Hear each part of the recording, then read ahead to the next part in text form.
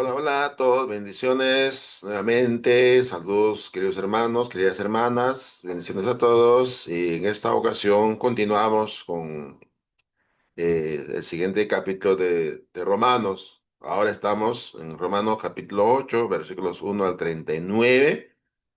Son 39 versículos muy ricos, muy profundos en esta sección. Así que estamos tratando la epístola de Romanos, analizando de manera general para que ustedes tengan la idea central, las ideas principales, para luego ir analizando por versículo, o si no, sección por sección. Y a veces cuando predicamos la palabra de Dios, generalmente, ¿no? Usamos una sección, unos versículos, y a veces usamos un solo versículo, ¿no? Para predicar o elaborar un sermón, un estudio. O a veces podemos tomar un pasaje, digamos, una sección del capítulo 8 en este caso, ¿no? Entonces, pero también podemos tratar, bueno, en una predicación, ¿ves, no? Un versículo o dos versículos, dependiendo, ¿no? De cómo está estructurado, pues, ¿no? La idea central, ¿no? En este capítulo o en cualquier capítulo, pues, de Romanos, el libro o la carta de Romanos. Así que iniciamos entonces con este tema de el poder para la santificación. Ese es el tema central de este capítulo 8. El poder para la santificación. Bueno, el capítulo 8 de Romanos, entonces, se enfoca en el poder del Espíritu Santo, en la santificación y la nueva vida que proporciona al creyente en Cristo. A través de esos versículos, ¿no? Se exploran temas como la libertad de condenación, la lucha contra la carne y la identidad como hijo de Dios. Bueno, entonces como cuando ya empezamos a leer los textos bíblicos, entonces siempre citemos, ¿no? Como versículos, ¿no? Como los hermanos les gusta decir, versos, ¿no? Entonces, bueno, creo que considero, ¿no? Que decir versos no es correcto, ¿no? Versos es parte de una poesía, ¿no? Las poesías tienen versos. Sí es cierto que la Biblia también tiene versos, ¿no? Porque hay libros poéticos donde hay, digamos, poesías, expresiones poéticas, ¿no? Y cada expresión poética se convierte en un verso. Pero ya cuando tratamos de la Biblia, entonces no toda la Biblia son versos. Y por eso decimos versículos, ¿no? Creo que es el uso correcto. No considero eso, ¿no? Porque escucho siempre a algunos hermanos decir verso, ¿no? Vamos a leer verso uno, ¿no? Verso 2, verso 3, ¿no? Es mejor, creo, decir versículo. Así que solamente es una sugerencia para que ustedes puedan usarlo, ¿ya? Y porque hay ya costumbres ya muy arraigadas, ¿no? Algunos decir verso, pues, ¿no? Entonces, probablemente, ¿no? Porque en inglés es verse, entonces, y de ahí, pues, no se transliteraliza la palabra de versos, ¿no? Verse, en inglés es versículo, realmente tiene sentido eso, pero en el español es versos, es parte, ¿no? De una poesía, y mientras los textos de la Biblia lo llamamos versículos. Bueno, no quiero detener más en eso. Dice el versículo 1 entonces, ahora pues ninguna condenación hay para los que están en Cristo Jesús, los que no andan conforme a la carne, sino conforme al Espíritu. Muy bien, así empieza el versículo 1, ¿no? Muy bien, entonces empezamos, ¿no? Este capítulo de Romanos, este capítulo de Romanos tiene ah, tres partes, ¿no? Tres partes, ¿no? El poder para la santificación en la primera parte, eh, luego, vamos a ver la segunda parte y la tercera parte, ¿no? Bueno, en esta sección, el poder para la santificación, versículos de 1 al 17. Una nueva ley, una nueva ley. El espíritu contra la ley. El espíritu contra la ley. Entonces, cuando decimos el espíritu contra la ley, es básicamente lo que estamos diciendo, que el espíritu obra, pues en contra de la ley en el sentido de guiar al hombre, ¿no?, correctamente en el camino correcto, en este proceso de santificación. Entonces, lo primero que aprendemos acá del versículo 1 es este, libre de la condenación. La temática del versículo 1 es libre de la condenación. Como decía, ¿no? Podemos predicar de este mismo versículo, pues podemos sacar ideas, un sermón, ¿no? Entonces, ya analizando, pues, ¿no? ¿Qué significa la palabra condenación? ¿Qué significa estar en Cristo? ¿Qué significa la palabra en? ¿No? Entonces, buscando el significado del griego. Los que no andan conforme a la carne, ¿no? ¿Qué es no andar conforme a la carne? La palabra conforme podemos buscar textos griego para dar sentido, sino conforme al espíritu. Entonces, y acá conforme, se repiten en las dos partes, conforme a la carne, conforme al espíritu, ¿no? Entonces, pero estamos aprendiendo las ideas principales que tiene cada, en este capítulo, en este caso. Una nueva ley, entonces, es versículos de 1 al 4. Entonces, ya leemos versículo 1, versículo 12, porque la ley del Espíritu de vida en Cristo Jesús me ha librado de la ley del pecado, ¿no? Pues acá, de la ley del pecado, ¿no? Y de la muerte, ¿no? Porque lo que era imposible para la ley, por cuanto era débil por la carne, Dios enviando a su Hijo en semejanza de carne de pecado y a causa del pecado, condenó al pecado en la carne. Muy bien, interesante aquí entonces, ¿no? Entonces, libres de la condenación. No hay condena para quienes están en Cristo. ¿Estás en Cristo? ¿Estamos en Cristo? Ya no hay condena, estamos libres de la condenación. Esto significa entonces ser liberado de la culpa, la pena y el juicio por el pecado. Todo lo que pasó, el castigo que estaba destinado para nosotros, el juicio para la condenación, ya ha pasado. Entonces, ahora no, estamos libres de la condenación. Ahora empieza la obra del Espíritu Santo, la obra del Espíritu Santo, porque versículo 2 nos habla justamente de eso, porque la ley del Espíritu de vida en Cristo Jesús me ha librado de la ley del pecado. Entonces, ¿cuál es la obra del Espíritu Santo? El Espíritu Santo libera a los creyentes de la ley del pecado, de la muerte, nos hace más vivos, ¿no? Y la obra de Jesucristo, porque dice la vida en Cristo Jesús. ¿Cuál es la obra de Cristo? Dios envió a su Hijo al mundo, ¿no?, para que todo aquel que en él cree no se pierda, mas tenga vida eterna. Y es justamente es lo que trata aquí. Entonces, enviando a su Hijo en semejanza de carne y pecado, ¿no? Entonces, y aquel verbo fue hecho carne, dice también Juan 1:14 y Juan 3:16, porque de tal manera amó Dios al mundo que envió a su Hijo unigénito para que todo aquel que en él cree no se pierda, mas tenga vida eterna. Entonces, Dios envió a su Hijo para cumplir lo que la ley no podía lograr. La santificación entonces proviene del poder del Espíritu Santo, no de la ley, ¿no? No de la ley de Moisés, ni de la ley del pecado, sino depende del poder del Espíritu Santo. Y creemos todos que el día que nos bautizamos, el día que usted se ha sumergido en las aguas del bautismo, usted ha recibido el don del Espíritu Santo. Y ahí es recibir el Espíritu Santo. Es diferente a recibir los dones del Espíritu Santo. Ya cuando nos bautizamos recibimos el don del Espíritu Santo, no los dones. El don, o sea, es decir, al Espíritu Santo mismo, como un regalo de Dios, ¿no? Entonces, ahora, el Espíritu ya que mora en nosotros nos da poder, porque ya Jesús había prometido, recibiréis poder cuando venga el Espíritu Santo. El Espíritu Santo no es el poder, ¿no? Porque algunos piensan, ¿no?, que el Espíritu Santo es el poder, ¿no? Como la energía, ¿no? O como los testigos de Jehová piensan que el Espíritu Santo solo es un poder, ¿no? Una fuerza activa de Dios, dicen. El Espíritu no es el poder.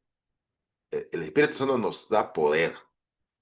Así cuando el día de Pentecostés el Espíritu Santo vino y le dio poder a los apóstoles a hablar en otras lenguas, es el poder del Espíritu de Dios, Espíritu Santo. Entonces tenemos un poder nosotros, ¿no? Así que no ignoremos esto. Entonces, acá morir de la condenación, que el Espíritu no estaba obrando, ya Cristo hizo la obra ya. Entonces, en el presente, el que está activo haciendo la obra en nosotros, la obra del Espíritu es la santificación.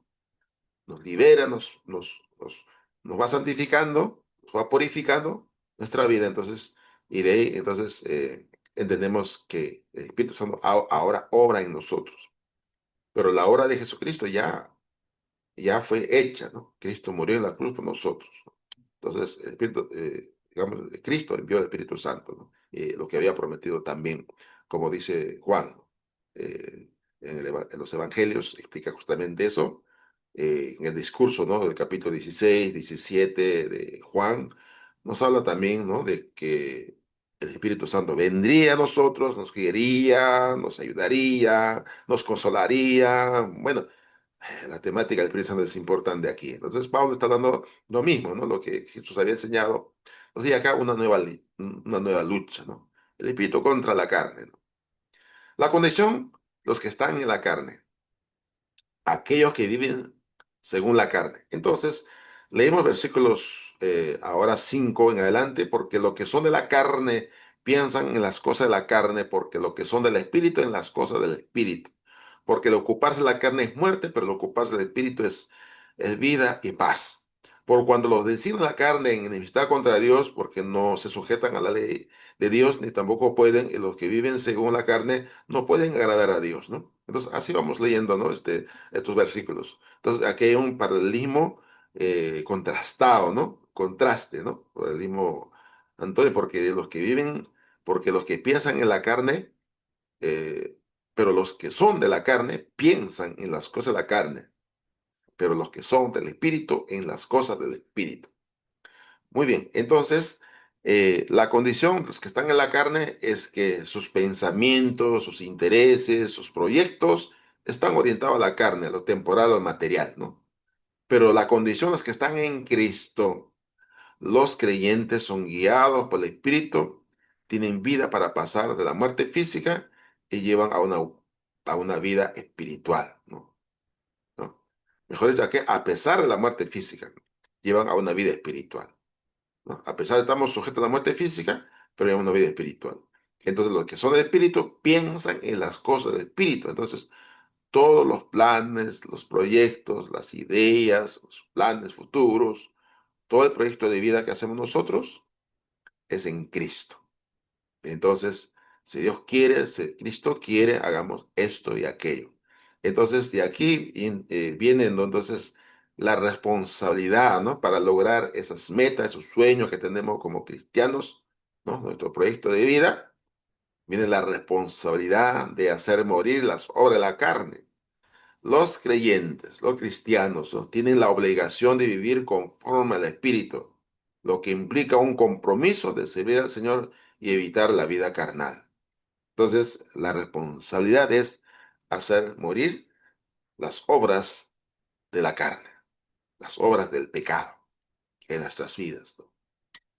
Bien, entonces, el hombre, acá la otra idea importante, la tercera idea aquí es, versículo 14, 17.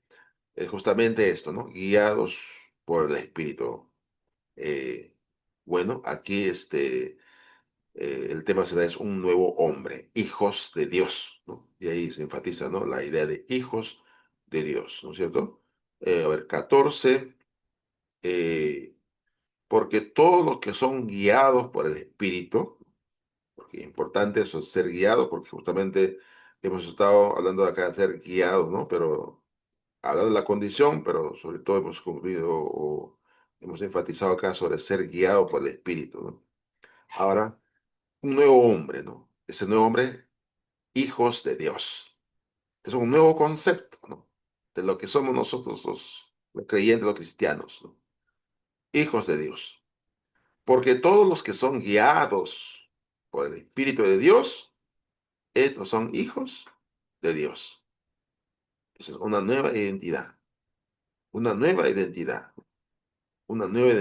¿no? Acá sería pues un nuevo hombre, una nueva identidad, que queramos llamarla aquí, Pues no habéis recibido el espíritu de esclavitud para estar otra vez en temor, sino que habéis recibido el espíritu de adopción, por el cual clamamos, Abba, Padre. El Espíritu mismo da testimonio a nuestro espíritu de que somos hijos de Dios nuevamente. Y si hijos, también herederos, herederos de Dios y coherederos con Cristo, si es que padecemos juntamente con Él, para que juntamente con Él seamos glorificados, ¿no? Ahí viene el tema de la glorificación, ¿no? Ya está hablando de la glorificación final, es cuando venga Jesús, pues, ¿no? Seamos transformados, ¿no? Y ahí esa transformación que viene al final de los tiempos se llama glorificación. Guiados por el Espíritu, ¿no? Ser hijo de Dios implica entonces obediencia, dirección divina. El Espíritu Santo ayuda, santifica a los creyentes, ¿no? Esto significa que somos santificados. Libertad de la esclavitud. Los hijos de Dios no viven con miedo, ni miedo a la condenación, sino con amor y gozo. La relación con Dios se basa entonces en la libertad, en la paz, ¿no? que tenemos nosotros, una paz interna, una paz también externa, ¿no? La paz interna es estar bien con nosotros mismos, ¿no? Una limpieza profunda, interna que debe haber, ¿no? No debe haber conflicto con Dios, pero la paz externa también es vivir en armonía con nuestros semejantes, ¿no? Pero también nos habla sobre que somos herederos con Cristo. Los creyentes son herederos de Dios, ¿no? Y coherederos con Cristo, lo que significa, ¿no? Que compartirán su gloria y padecimientos, ¿no? Entonces, el hecho de que somos herederos y coherederos significa entonces, así como Jesús sufrió, también el sufrimiento es parte de la vida cristiana. No nos convertimos en cristianos para liberarnos de los sufrimientos, del dolor, o de cualquier enfermedad o de problemas que sufre el ser humano, ¿no? No nos convertimos para liberarnos de esas cosas, ¿no? ¿No? Entonces hay iglesias o falsas iglesias, ¿no? Que prometen, pues, ¿no? A sus miembros, pues, prometen de que van a ser liberados, pues, de las enfermedades, ya nunca más se van a enfermar, nunca más serán pobres, ¿no? Ahora se van a volver millonarios, pues, ¿no? Y son simples promesas, ¿no? Que no se cumplen, ¿no? En la vida de estas personas, pues son falsas promesas, ¿no? Pero a pesar, ¿no? De que existe la muerte, a pesar de las enfermedades, a pesar de los sufrimientos, estamos unidos a Cristo, compartimos su gloria y padecimiento, ¿no? Jesús también padeció muchas situaciones como ella, pues, ¿no? Entonces, en resumen, en esta parte tenemos, ¿no? Romanos 8 describe entonces cómo los creyentes son liberados de la condenación a través de Cristo, por el Espíritu Santo. Esta liberación no solo proporciona una nueva vida, sino que también es una relación de amor, ¿no? Muy bien, vamos a saltar aquí. Versículo 18 al 22. Ya la segunda parte, la meta de la santificación, ¿no? Acá en esa parte anterior tenemos terminado el poder de la santificación. Entonces ahora pasamos a la meta de la santificación, versículo 18 al 27, ¿no? Es el tema de esta sección de Romanos 8. Una nueva creación, una nueva creación. Entonces dice versículo 18, pues tengo por cierto que las aflicciones del tiempo presente no son comparables con la gloria venidera que en nosotros ha de manifestarse. Bueno, a pesar de los sufrimientos, nos va a explicar más adelante, ¿no? A pesar de los padecimientos, rechazos, el amor de Cristo prevalece. La vida cristiana no es estar libres, ¿no? De los sufrimientos o las afecciones, ¿no? Pero son temporales, ¿no? Porque dice acá, pues tengo por cierto que las aflicciones del tiempo presente no son comparables con la gloria venidera que nos ha de manifestarse.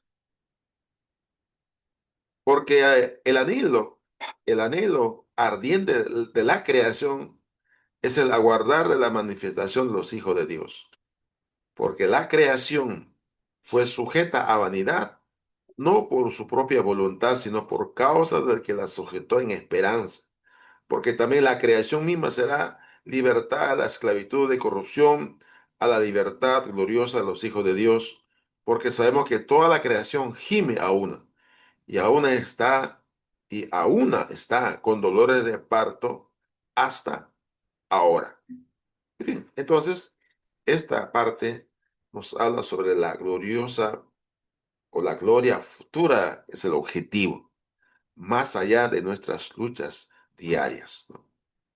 Las pruebas tienen un propósito, ayudándonos, ¿no?, a formar nuestro carácter. Los sufrimientos nos ayudan. Las crisis que podamos tener nos ayudan a fortalecer nuestro carácter, a tener más paciencia, a ser más optimistas. ¿Ya? Es importante, ¿no? Las pruebas son necesarias en nuestras vidas. Tiene un propósito, ¿no? Y debemos tomarlo con un propósito.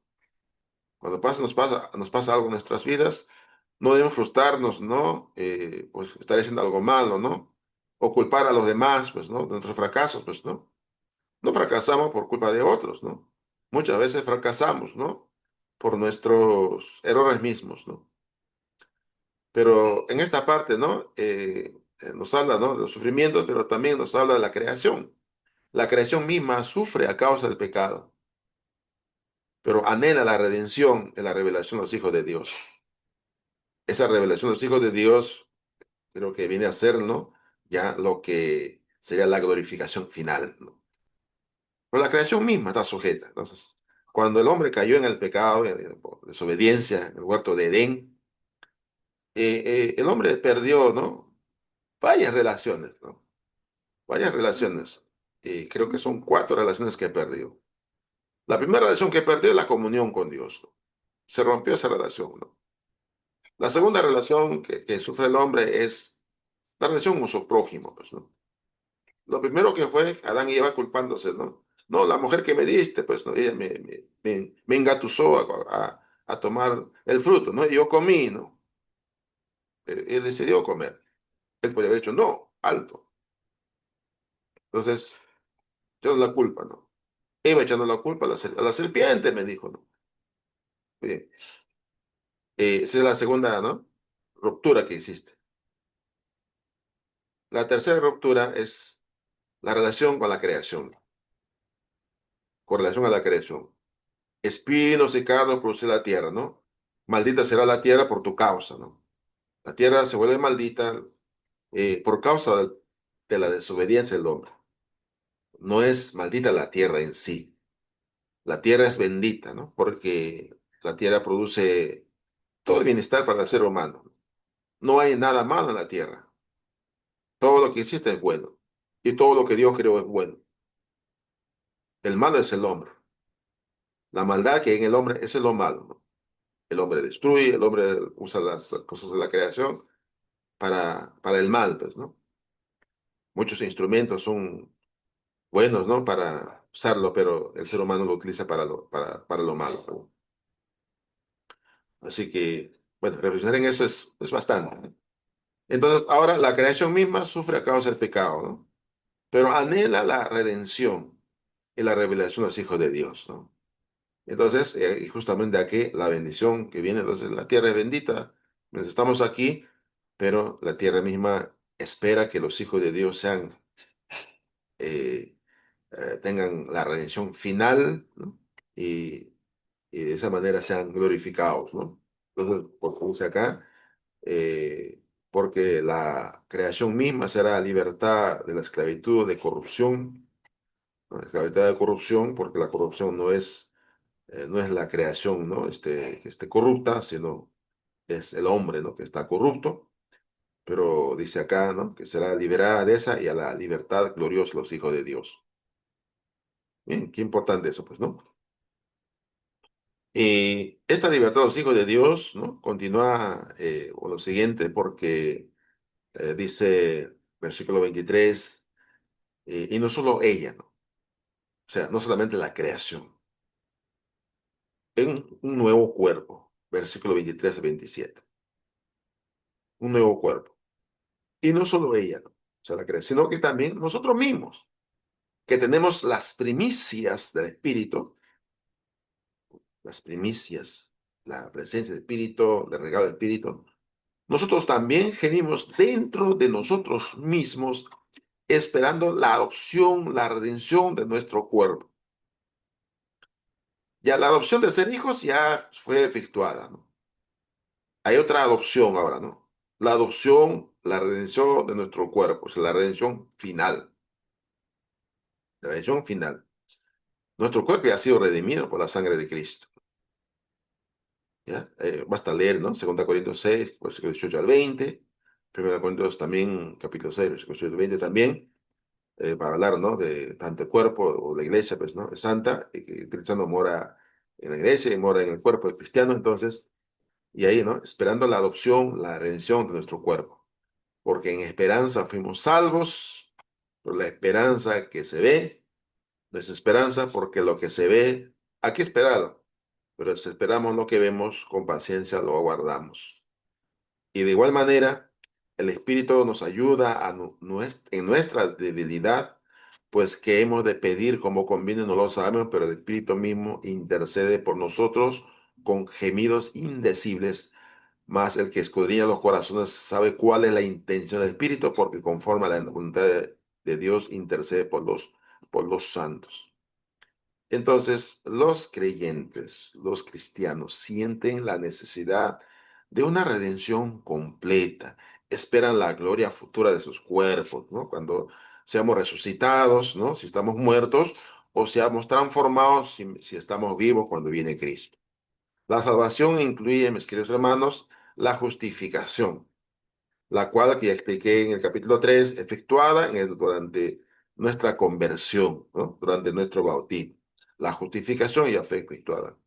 La santificación es lo que estamos pasando ahora, ¿no? Lo que estamos experimentando, ¿no? La santificación continua, la santificación experimentada, ¿no? Y la glorificación es justamente eso, recibir un nuevo cuerpo. Cuando nuestros cuerpos sean transformados, si estamos vivos, ¿no? O cuando ya seamos resucitados, ¿no? Ya inmortales, ¿no? Mientras esperamos, ¿no? Mientras esperamos, cuando enfatiza esta parte, mientras esperamos, el Espíritu Santo nos ayuda, nos asiste, e incluso en nuestras debilidades y oraciones, ¿no? En nuestras debilidades, el Espíritu nos fortalece. En nuestras oraciones, el Espíritu Santo intercede por nosotros con gemidos indecibles, ¿no? Y que cuando oramos al Padre en el nombre de Jesús, el Espíritu Santo es como un canal, es un intermediario, un mediador en la oración entre el Hijo y el Padre, ¿no? Y como se dice, pues, ¿no? Mientras oramos a Dios el Padre, el Espíritu como que traduce nuestras palabras a Dios. Lleva, ¿no? Por eso dice, ¿no? Con gemidos indecibles. No hay manera de explicar esto, ¿no? Porque es indecibles, indescifrables, podríamos decirlo. Es importante eso, ¿no? Que el Espíritu nos ayuda a esa debilidad. Entonces, conclusión de esta parte, entonces, la meta de la santificación es una transformación total que involucra nuestro espíritu, nuestra alma y el cuerpo, ¿no? Esta transformación se apoya en el poder del Espíritu Santo, no en nuestras propias fuerzas. Entonces, la transformación y la santificación en este caso no es un esfuerzo humano, ¿no? Es la obra del Espíritu Santo. Y ahí tenemos que depender de la obra del Espíritu Santo. La certeza de la santificación, la tercera parte de este capítulo. La certeza de la santificación, versículos 28 hasta el 39. De ahí tenemos versículos 28 en adelante. Entonces, en la Biblia dice más que vencedores, ¿no? Entonces, certeza en el propósito eterno de Dios, versículos 28 al 30, ¿no? El tema central aquí, la idea de esta parte es certeza en el propósito eterno de Dios, versículo 28 a 30. Y sabemos que a los que aman a Dios, todas las cosas les ayudan a bien. Esto es, a los que conforme a su propósito son llamados. Porque a los que antes conoció, también los predestinó para que fuesen hechos conforme a la imagen de su Hijo, para que Él sea el primogénito entre muchos hermanos. Y a los que predestinó, a estos también llamó, a los que llamó, a estos también justificó, a los que justificó, a estos también glorificó. Muy bien, entonces Dios utiliza todo para nuestro bien, incluso los momentos difíciles para transformarnos. Todo lo que ocurre en nuestra vida, Dios lo usa para bien. Estamos bien, Dios nos usa con ese propósito. Algo nos pasa, algo nos va mal, Dios utiliza ese mal para un propósito final, ¿no? para el bien en nosotros. Pero es importante amar a Dios, ¿no? Y por eso Pablo dice, y sabemos que a los que aman a Dios, todas las cosas les ayudan a bien. Todas, ¿no? Eso es importante. Entonces los versículos describen una cadena inquebrantable. Dios nos conoció, nos predestinó, nos llamó, nos justificó y luego finalmente nos glorificará. Ya que sería nos glorificará, ¿no? Lo puse como glorificó. Entonces, porque todavía la glorificación todavía no ocurre, ¿no? Dios nos conoció de quienes somos nosotros, luego nos predestinó en Cristo, ¿no? Nos predestinó en Cristo, nos llamó a través del Evangelio y luego, cuando hemos escuchado el Evangelio, nos justificó y luego nos glorificará en el día final, porque ya estamos justificados, ¿no? Y luego falta aquí la santificación, ¿no? La certeza de la santificación descansa entonces en el plan eterno y inmutable de Dios. En eso descansa, ¿no? Entonces, la santificación, ¿no? En el poder y eterno, o mejor dicho, en el plan eterno y inmutable de Dios. Certeza en la hora consumada de Cristo. Y versículo 31 en adelante nos dice entonces, ¿qué pues diremos? Si Dios es por nosotros, ¿quién contra nosotros? El que no escatimó ni a su propio Hijo, sino que lo entregó por nosotros, ¿cómo no nos dará también con él todas las cosas? ¿Quién acusará a los hijos, a los escogidos de Dios? Dios es el que justifica. ¿Y quién es el que condenará? Cristo es el que murió, más aún el que también resucitó, el que además está a la diestra de Dios, el que también intercede por nosotros, ¿no? Entonces, si Dios está a nuestro favor, nadie puede derrotarnos, ¿no? Esa es la idea aquí del apóstol Pablo. Dado que Dios dio a su Hijo, envió a su Hijo, también proveerá lo necesario para alcanzar nuestra meta. Así que todo está a nuestro favor aquí. Nadie puede acusarnos, condenarnos y Cristo intercede por nosotros. Entonces, ¿quién acusará a los judíos? Nadie. Dios es el que justifica. ¿Quién condenará? Nadie. Cristo es el que murió, también resucitó, al que más está en la diestra de Dios. Entonces hay un proceso que tiene aquí de cómo es que Cristo que murió, luego resucitó, luego ascendió a los cielos, que se sentó a la diestra de Dios. Desde allá, entonces Cristo es Señor y Rey y nos gobierna, nos controla a todos nosotros, ¿no? Entonces nadie puede separarnos. La certeza en el amor de Dios, ¿no? Entonces ya hemos visto la certeza en Cristo, ahora la certeza en el amor inseparable de Dios. Versículos 35 en adelante. ¿Quién nos separará del amor de Cristo?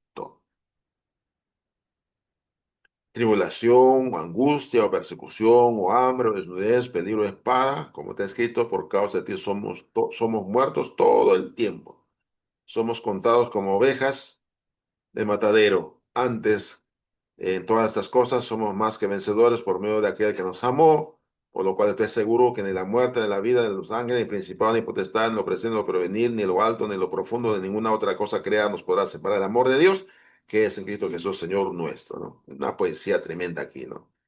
Entonces, la certeza en el amor de Dios, ¿no? Nadie puede separarnos del amor de Cristo, ni la dificultad, ni el sufrimiento, porque es parte de la vida de eso, ¿no? O sea, no podemos decir nosotros que el sufrimiento va a desaparecer, ¿no? Porque es parte de nuestra vida.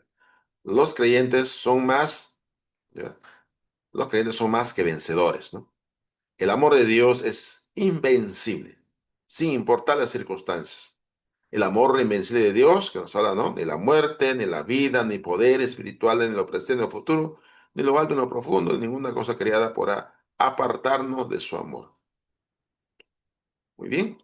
Entonces, fue importante para nosotros esto, ¿no? De poder entender esta parte del amor. Muy bien. Volviendo a esta parte, concluyendo esta idea, ¿no? Entonces, Romanos 8, 28 a 29 asegura que la santificación culminará en la glorificación, porque el plan de Dios en Cristo Jesús no puede ser frustrado. los creyentes viven en la certeza de la intervención divina, ¿no? Entonces, ya que hemos leído acá, por ejemplo, el versículo 30, ¿no? Y a los que predestinó, a estos también llamó, a los que llamó, a estos también justificó, a los que justificó, a estos también glorificó, dice la palabra de Dios, ¿no? Muy bien, entonces, de esa manera, entonces, terminamos esta sección. Agradecidos a Dios, bendiciones y gracias a todos.